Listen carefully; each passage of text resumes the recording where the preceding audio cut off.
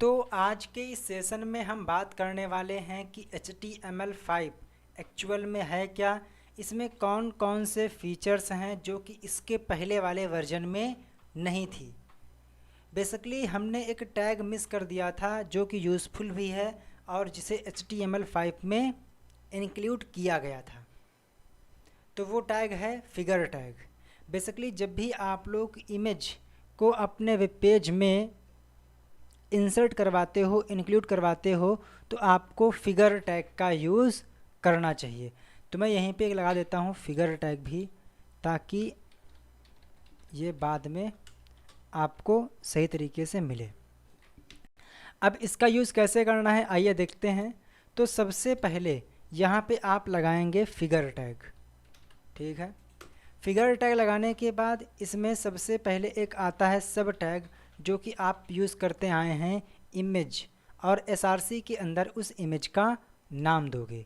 तो मेरे पास एक इमेज है जिसका नाम है img.png, तो मैं इसी को यहाँ पर इंक्लूड करने वाला हूँ। तो img.png। देन इसके बाद हम लोग यहीं पे एक एट्रीब्यूट यूज़ करेंगे दैट इज़ alt, जो कि अल्टरनेट टेक्स्ट है। जब ये इमेज लोड नहीं हो पाएगी किसी भी कारण से तो ये टेक्स्ट दिखाई देगा। तो मैंने यहाँ पर लिख दिया है फॉर एग्ज़ाम्पल इमेज, ठीक है। इसके बाद आप यहीं पे इसकी हाइट और विड्थ सेट कर सकते हो। तो हमने यहाँ पे इसकी हाइट कर दी है लाइक 250 और विड्थ कर दी है 500। देन इसके बाद जिस प्रकार से आपने टेबल का कैप्शन क्रिएट किया था जो कि पूरी टेबल की हेडिंग को डिनोट कर रहा था, उसी प्रकार से आप यहाँ पर इमेज का भी कैप्शन लगा सकते हो, फिगर का भी कैप्शन लगा सकते हो, और इसके लिए आप टैग यूज़ करते हो फिग कैप्शन, ठीक है। इतना करने के बाद इसके बीच में आपको लिखना है वो मैसेज, वो कैप्शन जो कि इस इमेज को समर्पित रहेगा। तो मैंने यहाँ पे कर दिया है फॉर एग्ज़ाम्पल थंबनेल, ठीक है, थंबनेल। इसको हमने सेव किया और इस पेज को हम लोग कर लेते हैं ओपन। 1 मिनट। तो ओपन इन ब्राउज़र, और आप यहाँ पर देखेंगे कि यहाँ पर एक इमेज आ रही है और उसी के नीचे इसका कैप्शन भी आ रहा है जो कि हमने लिखा था थंबनेल। तो जो फिगर टैग है इसका यूज आप कुछ इस टाइप से करेंगे।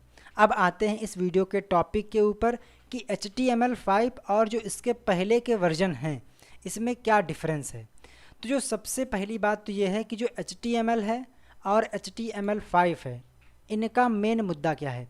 इनका मेन मुद्दा ये है कि आपको इसका जो प्रोनाउंसिएशन है उससे समझ में आ रहा होगा कि जो HTML5 है ये HTML का 5th वर्जन है, और हाल ही में HTML6 भी आने वाला है। बट जब मैं इस वीडियो को शूट कर रहा हूँ तो उस टाइम पे HTML का सबसे लेटेस्ट वर्जन 5 ही है। तो जो HTML5 है इसमें कुछ एलिमेंट को, कुछ एट्रीब्यूट को, कुछ प्रॉपर्टीज़ को ऐड किया गया है और कुछ को हटा दिया गया है। सबसे पहले अगर हम बात करें कि जब भी आप लोग HTML5 का डॉक्यूमेंट क्रिएट करते हो तो सबसे पहले आता है डिक्लेरेशन, जो कि आपको यहाँ पर दिख रहा है, और ये बहुत ही छोटा सा है और ये HTML5 का डिक्लेरेशन है। बट अगर हम लोग इसके पहले के जो डिक्लेरेशन हैं उसके बारे में बात करें तो मैंने आप लोगों को एग्ज़ाम्पल के तौर पर यहाँ पर HTML4 का डिक्लेरेशन दिया है, जो कि आप देख सकते हैं कि कितना लंबा था। तो HTML5 के जो पहले डिक्लेरेशन हम लोग लिखते थे वो काफ़ी लंबे हुआ करते थे, जबकि HTML5 में आपको सिर्फ़ और सिर्फ इतना लिखना होता है और ये डॉक्यूमेंट डिक्लेयर हो जाता है। अगले डिफरेंस के बारे में बात करें तो जो HTML है ये मोबाइल फ्रेंडली नहीं थी तब, बट जो HTML5 है इसमें जो एलिमेंट्स हैं, एट्रीब्यूट हैं, उसकी हेल्प से जो वेबसाइट होती है, वेब पेजेस होते हैं, वो और अधिक मोबाइल फ्रेंडली भी हैं, साथ ही ये फास्ट भी है।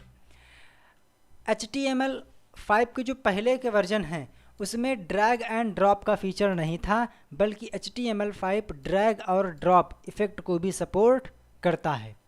जब भी आप लोगों को HTML5 के पहले जब आप उसके बारे में बात करें HTML5 के पहले, तो उस केस में ऑडियो और वीडियो फाइल को इंक्लूड करने के लिए आपको फ्लैश प्लेयर की रिक्वायरमेंट होती थी।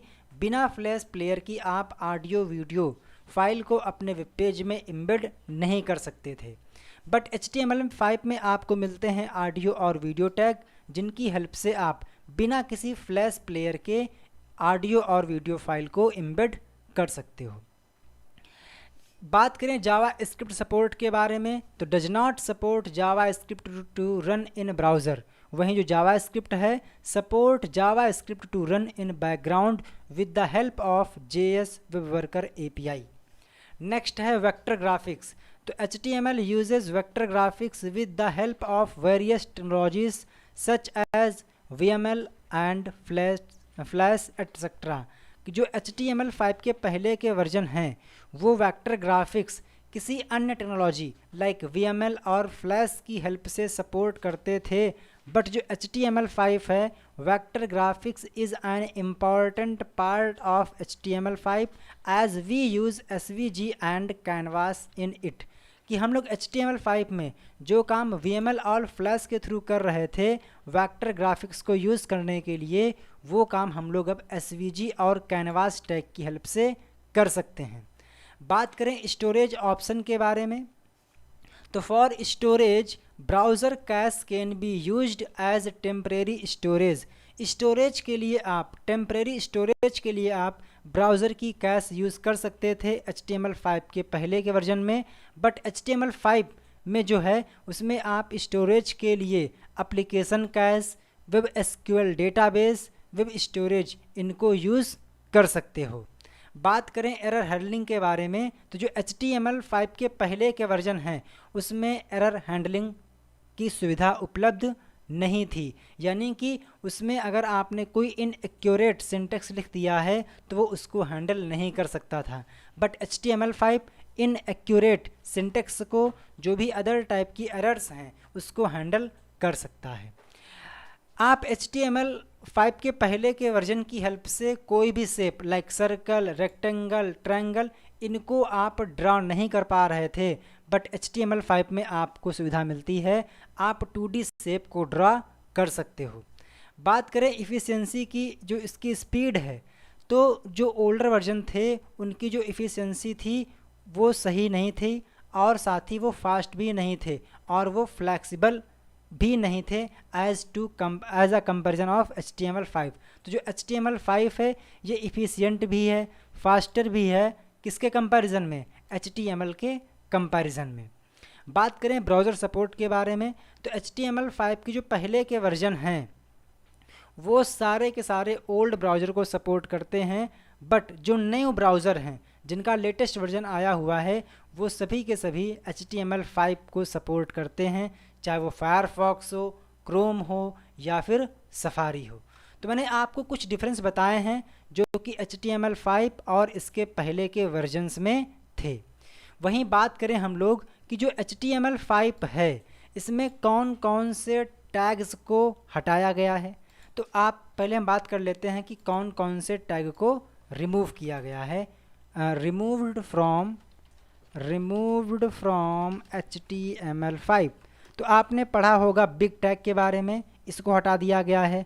फ्रेम सेट टैग आपने पढ़ा होगा, इसको हटा दिया गया है। सेंटर टैग ये भी चला गया, और एक था स्ट्राइक टैग, इसको भी हटा दिया गया है। अगर हम बात करें और फ्रेम, यहाँ पर FRAME होगा, फ्रेम सेट। तो ये कुछ टैग है जिनको हटा दिया गया है। साथ ही फ्रेम सेट का छोटा भाई है एक नो फ्रेम, ठीक है, इसको भी हटा दिया गया है। तो ये कुछ टैग हैं जिनको HTML5 से हटा दिया गया है। वहीं हम बात करें कि कौन से टैग को HTML5 में ऐड किया गया है, तो tags who added in HTML5। तो आपने पढ़ा है ऑडियो के बारे में। ये सारे के सारे जो टैग्स हैं ना, ये सभी के सभी HTML5 में ही आए हुए हैं, तो आप इनको यहाँ पे नोट कर लीजिएगा, ठीक है।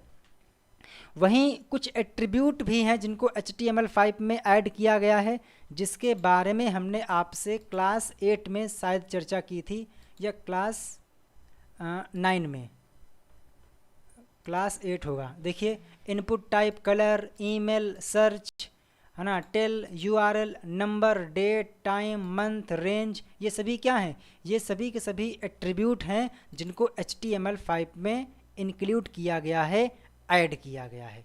तो मैंने आपको बता दिया है कि कौन कौन से टैग को हटाया गया है, कौन से नए टैग और एट्रीब्यूट को HTML5 में ऐड किया गया है। तो जो आपका डाउट था क्लियर हो गया होगा कि HTML5 कुछ नहीं है बल्कि HTML का लेटेस्ट वर्जन है, 5th वर्जन है। इसके बाद हम लोग मेटा इन्फॉर्मेशन के बारे में चर्चा करेंगे कि जो मेटा इन्फॉर्मेशन है, मेटा डेटा है, वो क्या होता है और उसमें कौन कौन से टैग हम लोग यूज़ करते हैं।